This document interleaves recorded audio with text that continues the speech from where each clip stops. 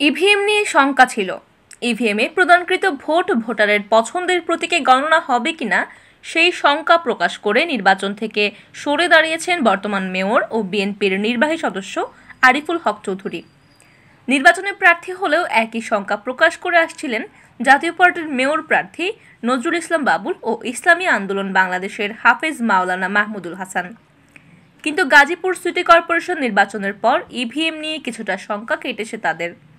গাজীপুরের মতন সিলেটেও নীরব ভোট বিপ্লবের আশা করছেন তারা।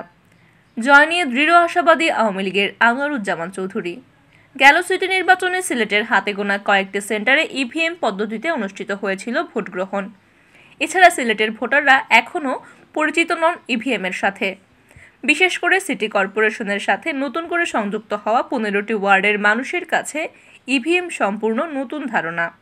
তাই তফসিল ঘোষণার পর থেকে ইভিএম পদ্ধতিতে ভোট গ্রহণ নিয়ে আপত্তি জানিয়ে আসছিলেন প্রার্থীরা। গত 20 মে রেজিস্ট্রারি মাঠে সমাবেশ ডেকে নির্বাচন বর্জনের ঘোষণা দেন বর্তমান মেয়র আরিফুল হক চৌধুরী। বর্জনের কারণ হিসেবে তিনি ইভিএম পদ্ধতিতে জনরায় বাস্তবে প্রতিফলিত না হওয়ার আশঙ্কা প্রকাশ করেন। ইভিএমে ভোটাররা সঠিকভাবে ভোট দিতে না পারা এবং প্রদানকৃত ভোটে ভোটারের পছন্দের প্রতীকে না পড়ার শঙ্কা প্রকাশ করেন তিনি। ইভিএমকে ভোট চুরির ডিজিটাল মাধ্যম হিসেবে আখ্যা দেন আরিফ। একইভাবে ইসলামী আন্দোলন বাংলাদেশের প্রার্থী হাফেজ মাওলানা মাহমুদুল হাসানও ইভিএম পদ্ধতি নিয়ে একই শঙ্কা প্রকাশ করেন। শুরুতে ইভিএম পদ্ধতি নিয়ে নিজের সন্তুষ্টির কথা জানালেও পরবর্তীতে নিজের অবস্থান পরিবর্তন করেন জাতীয় পার্টির নজরুল ইসলাম বাবুল।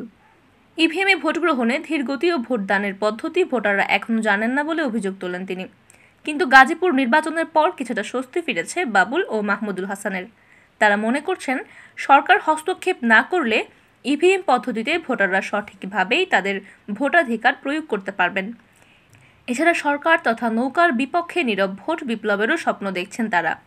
এ প্রসঙ্গে জাতীয় পার্টির প্রার্থী নজরুল ইসলাম বাবুল বলেন, ভোটাররা ইভিএম সম্পর্কে অজ্ঞ।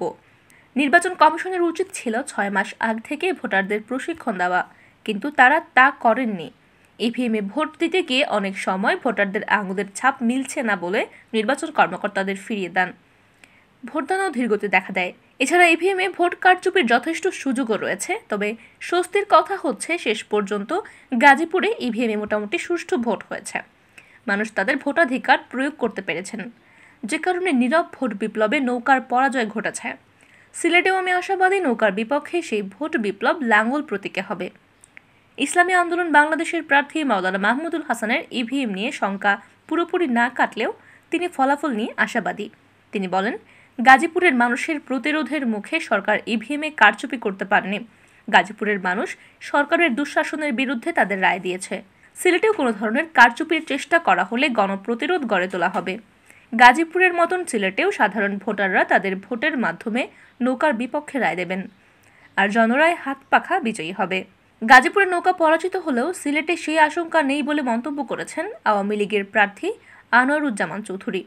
তিনি বলেন, গাজীপুর ও সিলেটের প্রেক্ষাপট ভিন্ন। সিলেটের মানুষ উন্নয়নের প্রতীক নৌকায় ভোট দিতে মুখিয়ে আছেন।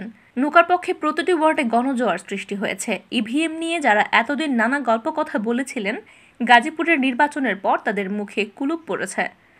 মানুষের কাছে প্রমাণ হয়েছে তারা ভোটারদের বিভ্রান্ত করতে ইভিএম নিয়ে অপপ্রচার চালাচ্ছিলেন। সিলেটে আগের যে কোনো সময়ের চেয়ে আওয়ামী লীগ দ্বিগুণ শক্তিশালী উল্লেখ করে আনোয়ারুজ্জামান বলেন, আওয়ামী লীগের সকল স্তরের নেতাকর্মী নৌকার জয়ের লক্ষ্যে মাঠে নেমেছেন। তারা নিজ নিজ অবস্থান থেকে সামর্থ্যের সর্বোচ্চ দিয়ে কাজ করছেন। ঐক্যবদ্ধ আওয়ামী লীগ কখনো পরাজিত হয় না।